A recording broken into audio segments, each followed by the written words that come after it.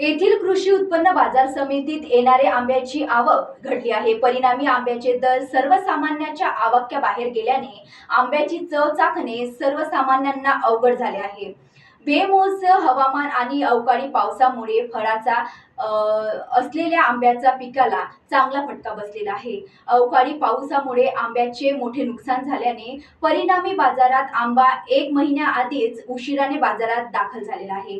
कृषी उत्पन्न बाजार समिती लालबाग, हापूस, दसरी, केसर आंब्याची 400 क्विंटल आवक झाली आहे।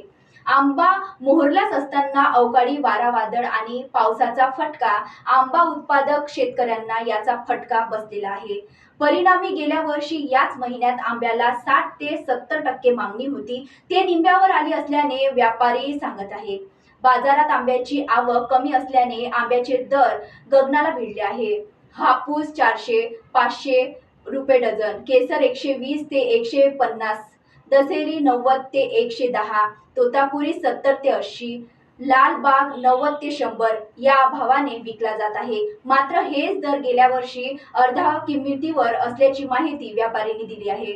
मात्र भाव जास्त असल्याने अनेकांनी आंबा खरेदीकडे कानाडोळा केलेला आहे। मात्र अक्षय तृतीया निमित्त आंब्याचे दर वाढूनही अनेकांनी पूजेसाठी आंब्याची खरेदी करावी लागली। अर्चना रक्षे, विदर्भ न्यूज, अमरावती। हंगामी पिकांची आम वाढलेली आहे। विविध जातींच्या आंब्यांची 1600 क्विंटल इतकी आवक होत असल्याची माहिती व्यापारी सूत्रांनी दिलेली आहे। यापुढील काळात आंबा आवक वाढण्याची शक्यता देखील वर्तविण्यात आलेली आहे।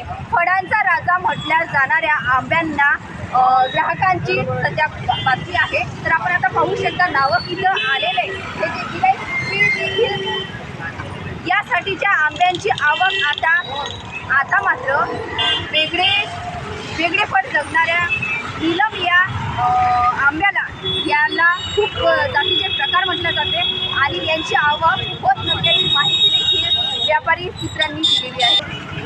अर्चना रक्षे, विदर्भ न्यूज, अमरावती।